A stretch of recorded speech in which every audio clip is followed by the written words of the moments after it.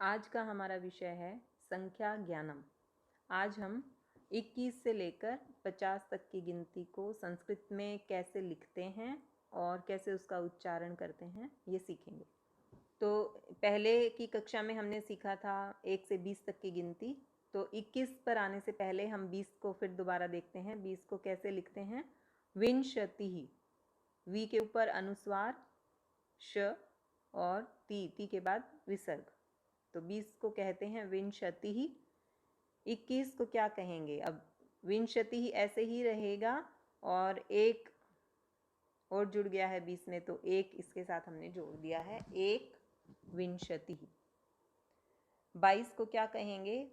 दो के लिए, अब इसमें दो जुड़ गया है 20 में, विंशतिः ऐसे ही रहेगा और आगे द्वा जुड़ जाएगा, तो द्वा विंशतिः। 23 को कहेंगे त्रयो विंशतिः। 24 को कहेंगे चतुर्विंशतिः। 25 को कहेंगे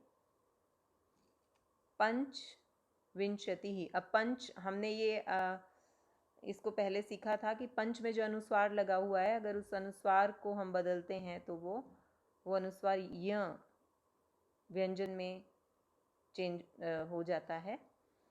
तो 25 को आप पंचविंशतिः ऐसे भी लिख सकते हैं और ऐसे भी लिख सकते हैं। 26 को लिखेंगे षड्विंशतिः। षड में यहाँ ध्यान रखना है हमने कि अभी तक की गिनती को जब हमने लिखा है तो हल कहीं नहीं आया है।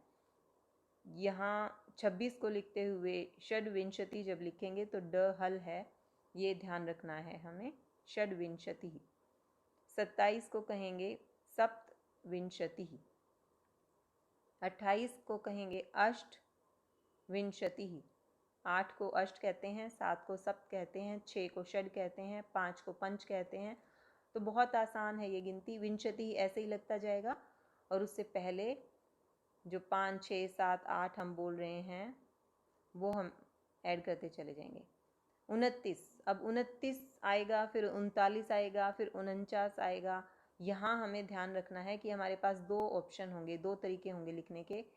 29 को पहले इसको लिखा जा सकता है विंशति में ही, अगर नो ऐड करेंगे तो नवविंशति ही, और या हम लिख सकते हैं 30 से एक कम, यानी एकोन त्रिंशत।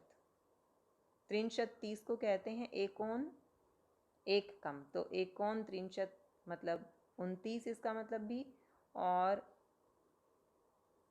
नवविंशति का मतलब भी 29। 30 को कहते हैं त्रिंशत त हलंत।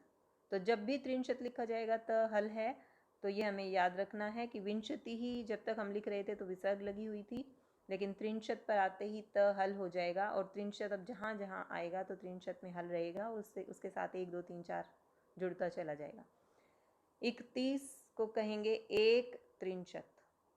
32 को कहेंगे द्वा त्रिंशत।